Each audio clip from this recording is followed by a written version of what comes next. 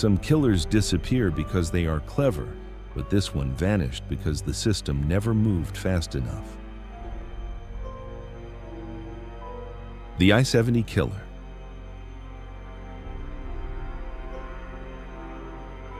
When time worked against the truth. There are crimes that explode into headlines, trigger manhunts, and force the system to respond immediately. And then there are crimes that unfold quietly, scattered across borders, buried in separate files, and slowly forgotten. In 1992, a man moved along Interstate 70, leaving behind a trail of victims, clues, and unanswered questions. This is not the story of how a killer was caught. It's the story of how time, hesitation, and distance allowed him to disappear. Some killers are caught because they make mistakes. Others disappear because investigators do. This case isn't about a monster who was smarter than everyone else. It's about a system that never moved fast enough. In the spring of 1992, a man began traveling the American Midwest. He didn't leave notes. He didn't call the police. He didn't taunt the media. He simply walked into small stores along Interstate 70 and walked out again. What followed would become one of the most haunting, unsolved series of murders in modern American history. Not because there were no clues, but because the right clues were never connected in time. The first murder didn't look like the beginning of a series. On April 8, 1992, Patricia Smith, a 23-year-old college student, was working alone at a shoe store in Indianapolis. It was the kind of quiet shift many people take to pay tuition. A normal day, a locked front door at closing time. When she didn't come home, her family assumed something mundane, a late shift, a dead phone, traffic. Police found her hours later. She'd been shot once in the head. There was no struggle, no sign of panic. The register had been opened, but almost no money was taken. At the time, investigators treated it as a robbery gone wrong, a tragic, isolated crime. No one knew yet that this was only the first mark on a map that would stretch across multiple states. Less than a month later, another woman was killed, this time in Wichita, Kansas. Peggy Gill, 32 years old, was working alone in a small specialty store. She was shot in the same way, a single bullet to the head. The same calm execution, the same confusing detail, money left behind. Again, police suspected a robbery. Again, the case stayed local. 2 murders, 2 states, 2 investigations moving separately, each unaware that they were already chasing the same shadow. By the time the third woman was killed, the pattern existed, but no one was yet calling it one. In St. Charles, Missouri, Nancy Kibbe, 32, was closing her store when a man entered. Witnesses later described him as ordinary, not rushed, not aggressive. Minutes later, she was dead. Same gun, same method, same silence. The killer didn't linger. He didn't destroy evidence. He didn't take trophies. He took time and then disappeared back onto the highway. This wasn't a robbery. It was a failure of timing. Interstate 70 runs like a spine through the Midwest. Indiana, Illinois, Missouri, Kansas. In 1992, information didn't move the way killers did. There was no national database instantly flagging similarities, no automatic alert when ballistic matches appeared across state lines. Each police department worked its own case. Each believed they were dealing with a local crime.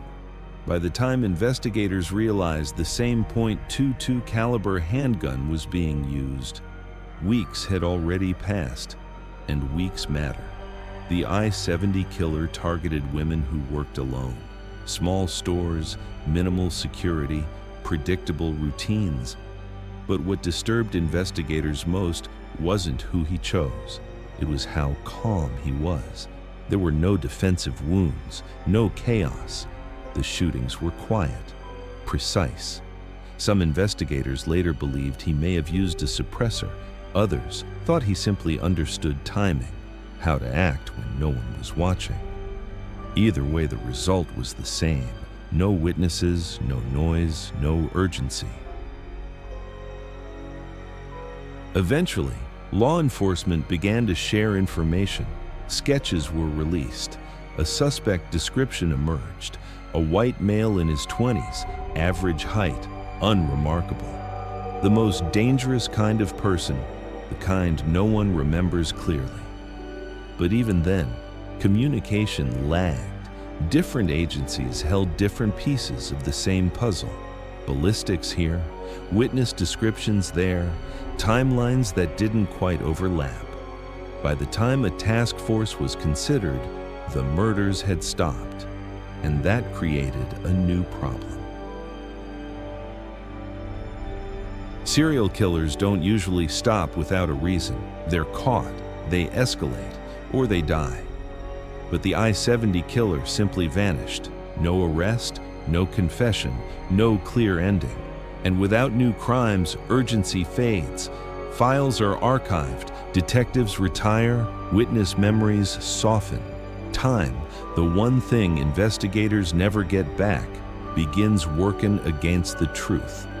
Years later, new theories emerged. Some believed the killer had moved to another region. Others suspected incarceration for an unrelated crime. One name surfaced repeatedly: Mark A. White, later executed for the infamous Texas yogurt shop murders. The weapon type was similar. The timeline overlapped, but evidence was never strong enough, and speculation isn't justice. The hardest part of this case isn't that it's unsolved, it's that it might have been solvable. If departments had shared information faster, if patterns had been recognized sooner, if geography hadn't created artificial borders for a crime that ignored them completely. Every delay mattered. Every missed connection had a cost. And that cost was paid by women who believed they were safe at work. The I-70 killer didn't rely on brilliance. He relied on fragmentation. He exploited a system where no single person could see the whole picture in time. And when the picture finally came together, there was no one left to chase. Today, the case remains officially open. Somewhere, there may be a man who once walked into small stores along a Midwestern highway and walked away again. No one knows if he's alive. No one knows if he remembers their names, but their families do, and so do the files.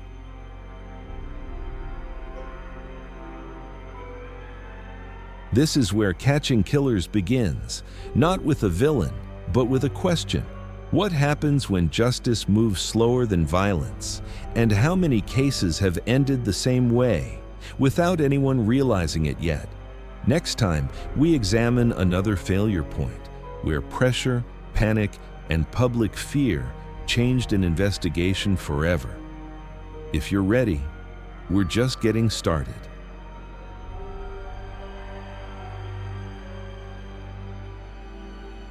The I-70 killer didn't vanish because he was invisible. He vanished because the system never saw the whole picture at the right time. Across state lines, across files, across delays, the truth slowly slipped away. And when the pattern finally became clear, there was no one left to catch. This case reminds us that justice doesn't only fail when evidence is missing, it also fails when time is allowed to run out. Next on True Echoes.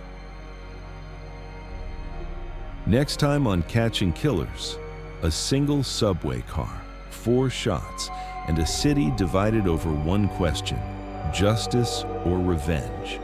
In 1984, a shooting in the New York subway didn't just launch a manhunt, it ignited a national debate that still hasn't ended. Part 2, The Truth Coming Soon on True Echoes. Some cases remain unsolved because the answers are gone. Others remain unsolved because the right questions were asked too late. Along Interstate 70, the truth didn't disappear, it was simply left behind. And sometimes, that's all it takes for a killer to walk away forever. What do you think allowed this case to slip away for so long? We'll meet in the comments. Subscribe and step into the echoes of truth. To be continued.